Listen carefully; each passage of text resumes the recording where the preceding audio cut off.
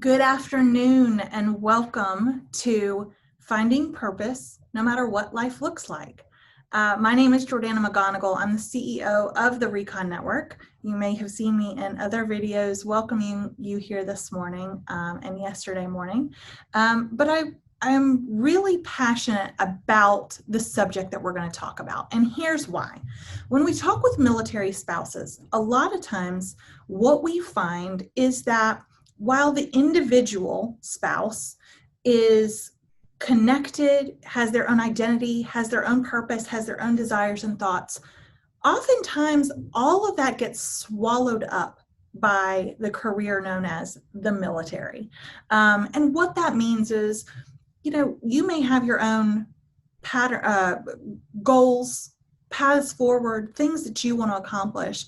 But at the end of the day, if you're told you're going to be moving next year, all of that kind of gets thrown up into the air, right? So finding purpose is something that we're very passionate about with the Recon Network, and I'll tell you a little bit more about that in a second. Here's what I want you to know. Regardless of where life takes you and where the U.S. military takes you, you have your own purpose. You have your own reason for existing. You have things that give you meaning as a human being. And none of that can be eclipsed by a move or a change in rank or any of that. And so what we're going to talk about today is really how you can start determining your own purpose and find it and really base yourself in it regardless of what is happening elsewhere. Regardless of what is happening externally to your family or to your unit, you can find purpose no matter where you are and figure out how to implement that successfully. Before I get started on that, I want to tell you a little bit about myself and about the company. So my name is Jordana Megonigal. Like I said, I started the Recon Network in 2015, and we did so thinking that it would just be a great way to focus on purpose in veteran transition. So at the beginning, our focus was really on veterans only. It was really focused on helping them kind of find the what and the why after transition. If you've ever had to deal with that, you may know, sometimes we get out, we feel a little bit lost. Not sure what to do. When your mission and your vision has been handed to you day after day and then no one's giving you that, how do you create your own? And so that's what we started doing with the Recon Network back in 2015. As we grew, more and more people told us, we need this, we need different things. What about goal setting? What about identity? How do you start mapping out a plan for yourself? And so we've really expanded over the past couple of years, not only to focus on military spouses, which are a vital entity to this entire conversation, but also to focus on things like identity and values, roles, goal setting, motivation, all of that human element of transition. And when we talk about transition, a lot of times it can get muddled with veteran transition, so military to civilian career. But I'm telling you, when that happens, if you are married or partnered to that person, you are also in transition. So all of this stuff stays exactly the same. You just internalize it a little bit differently. So that's what we do. We do live events, or did until this year. We do virtual events and virtual offerings, resources, webinars, different opportunities there. We have an online program called Compass that kind of helps you walk through what we're going to talk about today on a much larger level. We're in the process of building that out specifically for military spouses, but most of it's still the same, so you could go ahead and take that if you want. We have career assessments. We have a number of different opportunities to connect with you. We also have one thing called transition check-ins, which are 30-minute calls that you can call us for whatever reason. You need to vent because your husband didn't do something right, or you need to bounce an idea on a career shift off of somebody, or maybe you just want to talk about, hey, I've got this goal, I'm not quite sure how to map it out. we can help. Those check-ins are really just to have someone else to talk to who kind of gets an idea of what you're going through and can help give you just some really unbiased information and opinions. So if any of that sounds great, definitely connect with me after this session or after the summit in its entirety. I would love to talk to you more about how we can work together or how I can help you in any way. So now let's get kicked off to this session.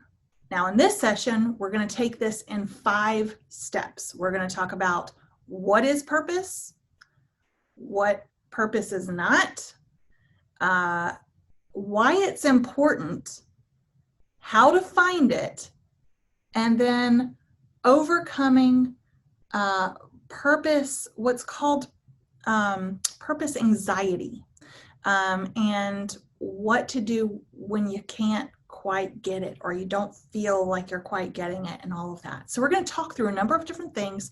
We're going to take these section by section. So bear with me, and here we go. So to get started with this, let's first explore what we're talking about. What is purpose? But not only what is purpose not? Because that is just as important and will help shape what is otherwise a really nebulous concept, right? So generally, purpose is the reason that something exists. So if you have a tool in the kitchen, potato masher, what is the purpose of the potato masher? It is to mash potatoes. Just like that, that's a very simplistic take, by the way. When we're talking about humans, it gets a little bit more complex. But just like that, purpose is the reason that something exists. So what we're really, in essence, trying to do is figure out, why am I here? What can I do that no one else can do? What can I leave this world with that no one else can? So that's really what we're trying to get to at the very crux of all of this. The concept is one that is very, very nebulous. It's hard to tell if you have found your own purpose, and if you haven't, it's hard to prove that one has it or doesn't have it. You know, are they operating a purpose? The only person who knows is them, and even they sometimes really aren't getting it. You know, maybe that's not what they're supposed to be doing or not. And I'll kind of walk through that in a little bit as well. But the concept is also one that over the past couple decades has grown more and more in popularity and meaning. You know, the past year, Yale put out a course on meaning and wellness or well-being that is extremely tied to this. All of this is very foundational to a man called Martin Seligman, who really wrote a book called Flourish on finding meaning and well-being. So well-being is the thing he thinks we should focus on. That gets into this. Purpose is not happiness. Happiness is fleeting. You can be very, very unhappy for a day and still operating in your purpose, just like you can be a very, very happy person and have no clue what you're doing with life at all. So happiness, we need to get rid of this notion that this very Zen idea, I am operating in my purpose and I am happy and I am wonderful and everyone loves me, blah, blah, blah, blah, blah, blah, blah. No.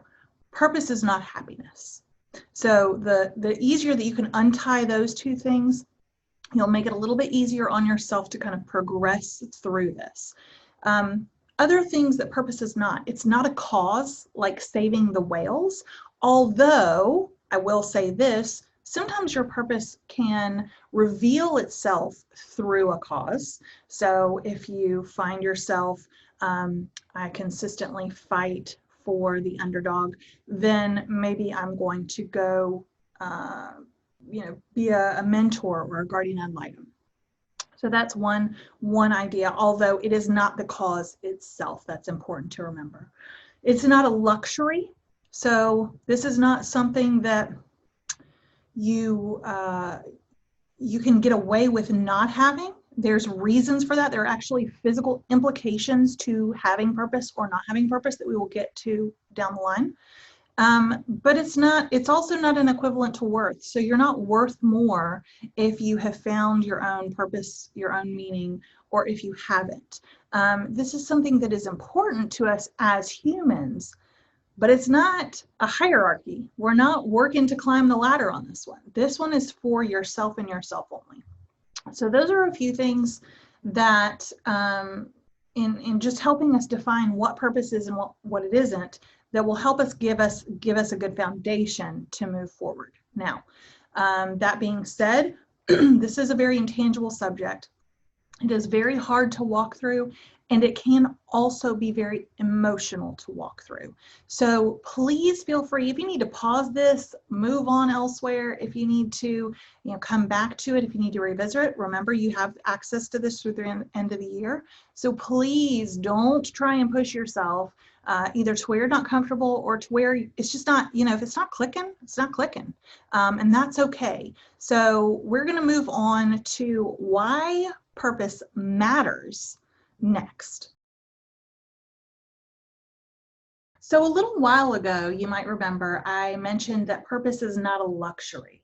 The reality is that purpose is a universal need. It is a need for humans to have some sort of purpose or meaning. This goes all the way back to Abraham Maslow. So if you're familiar with the hierarchy of needs, it basically looks like a giant pyramid. At the very bottom are the very foundational elements. We need food, we need shelter. And as you kind of go up this pyramid, it becomes more and more about getting feelings of love and belonging. So this hierarchy of needs, in order to survive, we need food, we need shelter, we need water. But just above that, we need to feel loved. We need to feel like we belong to something. At the very, very top is a piece called self-actualization. And Maslow actually referred to this as what a man can be, he will be. That means, at least for Maslow, the ultimate fulfillment of life is finding purpose, is finding meaning, and is finding that self-actualization. Now, in practical terms, it's important to remember that in careers today, most people don't stay at any one career any longer than about 3.5, 4 years. And that's because we've got in a very mobile society, we're very flexible. But in doing so, in creating what has become this kind of culture around careerism, we're also noticing that there's a lot less stability, right? You are either coming into a job, or you're there for a year, or you're about to leave a job. What that means is that purpose begins to provide a stability that we have lost elsewhere. So in our careers, as we find more purpose and figure out how to implement that purpose, regardless of what our job is, everything becomes a little bit more stable. Now, in generations, there's something very interesting that has actually happened. Gen X and millennials, due to a number of different life instances, major events, but also the advent of reality TV, have put ahead of anything else this need for meaning, this need for connection, this need for purpose. And so higher than the generations preceding it, Gen X and millennials, which make up over 2/3 of the workforce population right now, are very, very concerned with, does this job do something for me? It's more than a paycheck. It's more than getting a pension, which I don't even know if exists anymore. It's more than all of that. It is down to, does this job feed me as a human being? And that's really important, because as we move forward, what we've also noticed is that boomers, in terms of the boomer generation, as they are moving into a second career, so a lot of people will shift careers halfway through, or retirement age, or not quite retirement age, they'll find something new to do. When they do that, they are also circling back around and finding something that feeds them as a human, that feeds their purpose, that makes them have that well-being and feeds their meaning. So those are some very interesting things, but there's actually some larger implications at hand here. So when we talk about purpose, it's very easy to kind of create this woo-woo type idea, this very Zen idea, as I mentioned before. But the reality is purpose is very much based in science. And so here's some things that I want you to consider. I have studies to back up each of these things. If you're interested, please let me know, but I'm not going to start naming them because they're like 5-name study things that, you know, University of Pennsylvania and these 8 authors and all the citations are just crazy. So outside of that, what I'm going to do is just kind of give you the stats of what has been shown in different scientific or practical studies or surveys. So people who live with a sense of purpose tend to live healthier and longer lives. It's crazy. It is absolutely crazy to think about something so nebulous having such a huge effect on us, but it absolutely does. The other thing is that a stronger sense of purpose leads to higher cognitive abilities. So in terms of assessing things around you, being able to process information, not forget information, all of those things are augmented as well. There's also a lesser decline of those cognitive abilities as we age for people who are living within some sense of purpose. I know, it's crazy. The other thing when it comes to health that we need to consider is that it's been shown that people who are happy but lack meaning in their lives show the same gene expressions as those who are struggling with prolonged health issues and prolonged adversities. Their bodies basically prepare them to fight off bacterial infections and other illnesses. And so in this prolonged state, what happens is the body basically becomes inflamed and stays that way. And that makes it more susceptible to everything from cancer to the flu. So we're actually talking about practical reasons that purpose is important. In education, there's a study out of the universities of Texas, Stanford, and Pennsylvania. I told you I wasn't going to do that, and apparently I lied. Students with purpose tend to learn better. They persist better at harder topics, so they are able to kind of stay in it a little bit longer and get through it. And they're more engaged when they have this self-transcendent purpose that is actually guiding their studies. You could say that this happens because of a number of reasons. You know, if you have this kind of self-actualization, if you're operating in purpose, then you're probably choosing topics that are of more interest to you generally. But they didn't just determine in this study either whether that core math class actually went better for someone who is operating in that purpose. The other thing to consider is your career. You know, whatever that looks like, you can have a higher job satisfaction, a longer retention at anything that you do within your job if you are operating with that sense of purpose. So these are really practical things. I know this kind of took a little long to walk through, and it's a little bit of waiting to kind of get through, but these are real reasons that we need to start focusing on purpose as individuals, but also as a society to ensure that we are doing absolutely the best that we can. You know, we talk about giving our best and giving our all. Part of that is knowing who you are and what you bring to the table. So in the next stage, we're actually going to get into the nitty-gritty. We are going to start defining purpose. So anytime we start walking down this path of finding purpose, and especially your own purpose, there can be a lot of anxiety around it. How do you know when you found it? How do you know if you haven't found it? How do you find it at all? And because it's such a nebulous subject and such a nebulous thing, it's very hard for me to say, you got it, you're good to go. So what we're going to do as sort of a guideline to this entire process is remember this one thing. Purpose is a direction, not a destination. It's not somewhere that we're going to go through this process and end up there and then you're there. Purpose is a direction. It's how you approach any given subject, not where you're going with it. So practical ways to look at this. Finding your purpose is not that you end up at this point in your life doing X, Y, or Z.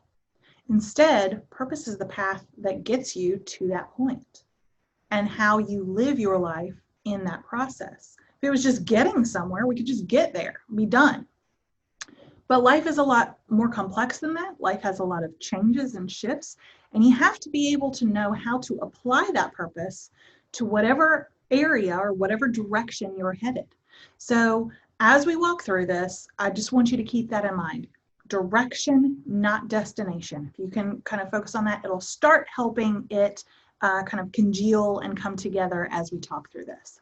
Now for this next step, I would love for you, if you have a piece of paper or something with you, or the download from the Vet Summit from our other recon tools, definitely download that and follow along with it, because what we're going to talk about is a few different questions that you can start really starting to narrow down what, who you are, what makes you unique, and start putting this concept of purpose into position. Now, when you walk away from this session, will you know what your purpose is?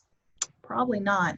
I mean, it took me about 3 years of really searching, trying, reading, a number of other things, really to feel very comfortable in what I know now, what I now know as my purpose, which, and I'll just share that with you so you have some sort of idea of what that means. So I have also gone through the Imperative program, one of our partner organizations, and they have an actual test or assessment that helps you define this. So I've been able to further define this than even what those 3 years offered me. So don't feel bad about that. It has taken me a very long time to get to this point. But in general, I love an underdog.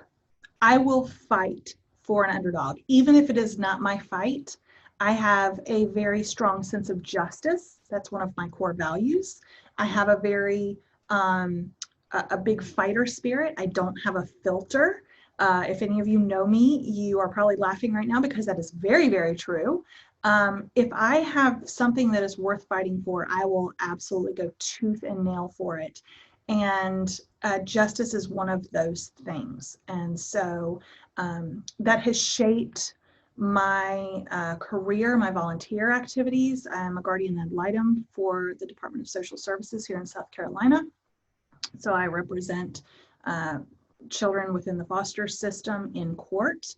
I have always found the least likely opportunity and fought to make that happen throughout my career.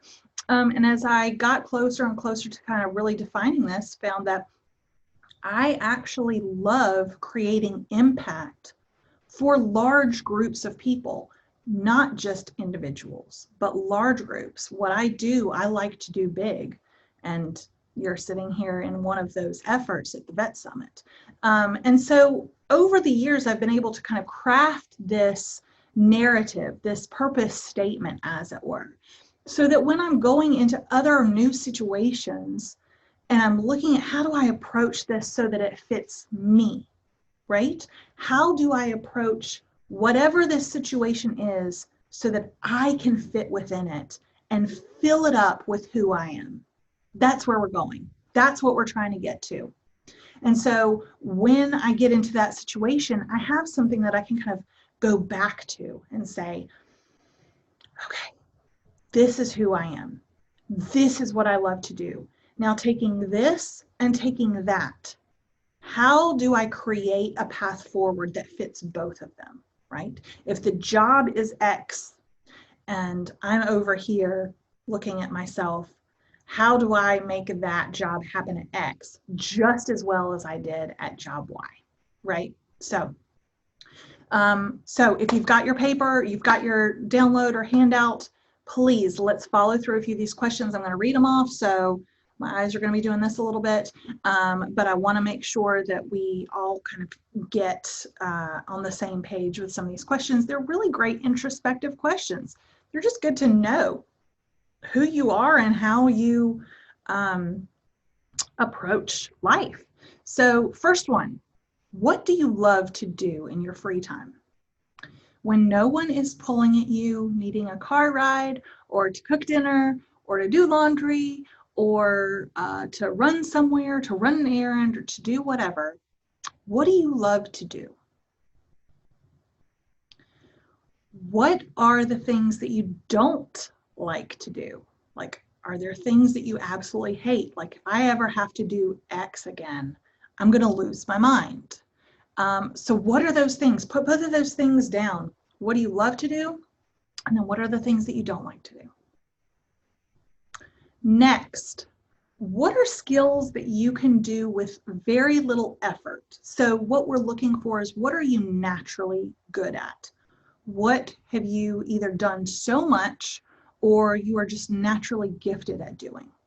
For me, one of these things is I can see patterns very easily, which makes me really good at creating processes and watching people, how they move from one thing to another and determining how best to interact with them. That's why I have a background in marketing. So that's one of those things that I just am naturally good at, seeing a pattern of things and figuring out how to create a process out of that. So what's yours? Next, if you could have any job in the world, what would it be and why? So if you tell me you want to go be a travel agent, I'm going to ask you why. What is it about that job that excites you, that lights that fire up? What energizes you or gives you life? Like we just said, what lights that fire? What is it about whatever that makes it worth doing for you? Conversely, what are the things that really drain you of energy? What are the things that when you do them, you are just so exhausted because it took every ounce of everything that you had?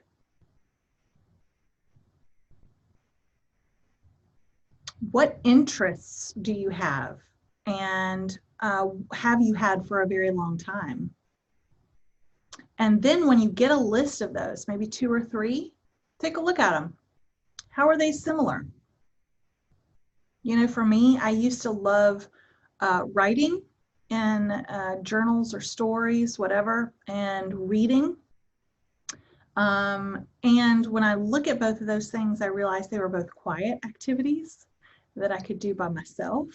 I'm typically very extroverted in my daily life. And so I think pulling back on that and having some time away by myself to kind of reset with my own thoughts, with my own mind, and with a good book, that's kind of where I landed. So that might be an idea for you. Is there an area in which you're already perceived as an expert?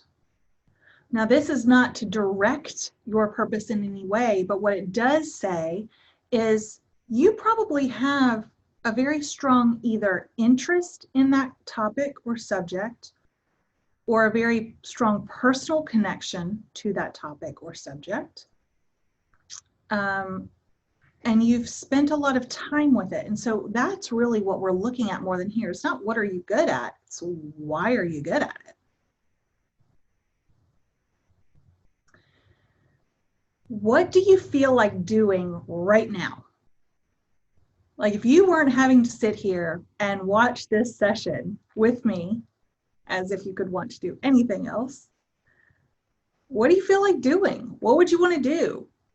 If you didn't have dinner waiting and the kids weren't yelling in the background and all that kind of stuff, what would you do?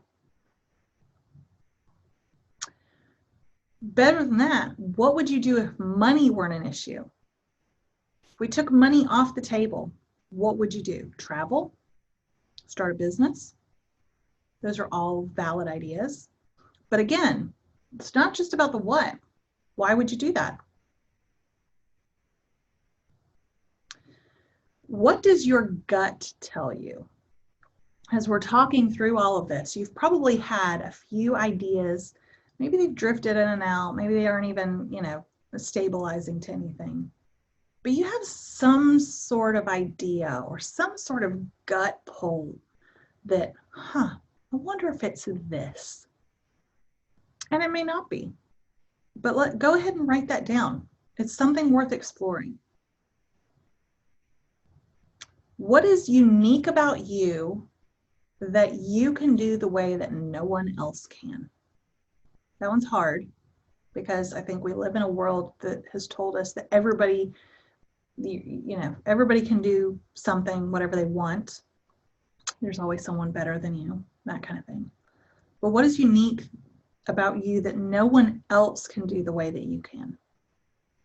It may not be that you're the best in that industry or the best in that field or the best in that subject, but it may be that you can do it the way that no one else can.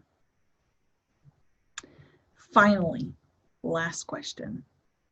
What would you do if you knew you couldn't fail? If you knew that failure was physically not possible, that it would never come up, you didn't have that fear hanging over your head, what would you do? So these questions, I hope you see why I kind of prodded you at the beginning. Don't worry about getting through this all today. This is some heavy stuff and it takes some thought. I could answer any of these immediately now, but years ago, there was no way. I would have had to sit with them and really mull them over. So what I'd encourage you to do is take a little bit of time, maybe this weekend, sit down with these questions, sit down with a journal, a piece of paper, and just scratch out some ideas. Scratch out answers to these questions. Ask yourself, get introspective, find out who you are and what the things are that drive you to be the way that you are, what the things that you're interested in are. I think as you start shaping that identity, as you start shaping the things that drive you, as you start shaping out the things that really, really give you life and make you feel like you're accomplishing something, make you feel like you're important, that you belong, those are the things that we're looking for. Those are really the milestones that we're trying to hit with all of this. So as you work through this, definitely take some time. Again, go through it, yourself. We have programs we can offer. You're more than welcome to schedule a call with us if we can help walk through any of this. Please take us up on that. So lastly, we're going to get into purpose anxiety and why we need to be aware of it. Okay, last section, we're going to talk about purpose anxiety. There is actually a study out. It was completed by a woman named Larissa Rainey. She was at the University of Pennsylvania. And this is really important stuff. So while I don't typically like talking behind a screen, I am going to put this on the screen for the next little bit so that you can actually read through and try and absorb it. I feel like if I read it, it's just going to go whoosh. So I want you to be able to kind of see it and follow along as we talk through this, because this is actually really important and very, very common. So here we go. So in this study, Rainey talks about the effects of the purpose anxiety, which is an issue that is all too common among people in their search for purpose. So the way that she describes it is thus. Purpose anxiety can provisionally be defined as the experience of negative emotions in direct relation to the search for purpose. It may be experienced at two different stages during the search process, while either one, struggling to find purpose itself, when an individual feels as if he or she does not know his or her purpose or how to find it, or it happens at stage two, struggling to find a way to enact one's purpose, when an individual feels as if he or she cannot or does not know how to live out his or her purpose in life. It seems reasonable that purpose anxiety could involve almost any one of the many negative emotions, but that it would most often include stress, worry, anxiety, frustration, and fear. As with most emotional states, it is likely that purpose anxiety is experienced on a spectrum ranging in intensity from mild to moderate to severe. This is really a vital thing because it talks about something that most of us at some point will feel, but we may not be able to pinpoint why we feel that way. So if you are serious about following this path along to find purpose and meaning in your own life and to really identify what that looks like as an individual, if that is something that you're very passionate about, you're going to put a lot of stock into it. And that stock is going to be emotional, as we've talked about. These aren't easy questions to answer. It's going to be mental, and to certain extents, physical and intellectual. So really, we're talking about a widespread of your body's resources being used to find this. If it's something that you are truly engaged with, feel that it is important, and want to follow along. What this tells us, what the study tells us, is that it is highly common for people either in that process of trying to figure it out, the right now, or once you have it figured out, trying to figure out how to implement it can be very, very stressful. I will speak to this myself. So as I mentioned before, I went through a very, very long process of trying to determine kind of who I was and where I was going. This came after a really long career in a certain industry, and I was making a shift and I didn't know how or why I was doing it or why I felt like this gut pull to go do it. And so I was very torn up just in general on, that what am I doing with my life? Like, what am I even doing here? And so I kind of walked into it already under this cloud. And as I walked through it, parts of it were very inspiring and engaging, like, yes, this is me, finally, someone gets it, that kind of thing. Or just wasn't clicking, wasn't getting it. Something wasn't making sense, or this made sense, but I didn't know how to put it into my own life, and that kind of thing. And it's very frustrating, and it can exacerbate the emotions that are already there. So stress, anxiety, if you're already stressed or anxious about who you are and where you're going, or about a transition or something else, just know that it can be augmented by this process, because you're digging up things that you are desperately seeking and trying to find. If you manage to if it all clicks along, great. But when it doesn't, how are you going to react to that? So the reason I bring up purpose anxiety is because I want you to be aware as you walk through this process that it does exist, that it is completely normal, and that there are people out there who have gone through this. And so you're not alone. Don't want you to go out there thinking like, oh, everyone else found theirs, and I have 40 minutes in a course and everyone knows their purpose. That's not how this works. It's not how it works at all. This is an ongoing process. It could take weeks, it could take months, it could take years. But I promise you, if we are, again, remember, we're looking at this as a direction, not a destination. We're not trying to get there. We're trying to be there. So if you can just start chipping away and putting piece by piece together, I know that this drives me. I know that I see things this way. If you can kind of start building that picture along the way, I promise you, it will come together. And then the day that it clicks and you finally get it, you'll just sit there and be like, oh, I got it. I figured it out. And then the task becomes figuring out how to implement it, no matter what you're doing. So again, this whole course is about no matter where your life takes you, no matter what is going on, you do have your own purpose. You can figure it out, and you can use that to guide your path forward. I believe it is one of the most important things that we have when we are talking about well-meaning, especially when it comes to health, when it comes to your cognitive abilities and your aging, and just your physical health and your mental health. But this is something that I really, really believe in.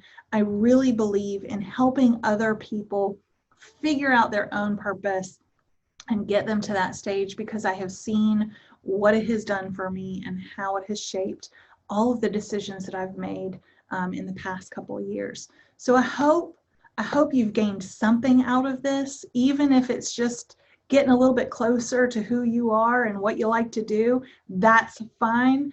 But again, this is a direction, not a destination. Don't rush yourself to get anywhere, because you're not going anywhere specific. If I can be of any help to you in this process, please don't hesitate to reach out to me. I will put my LinkedIn after this session, so you can grab that. We can connect on LinkedIn.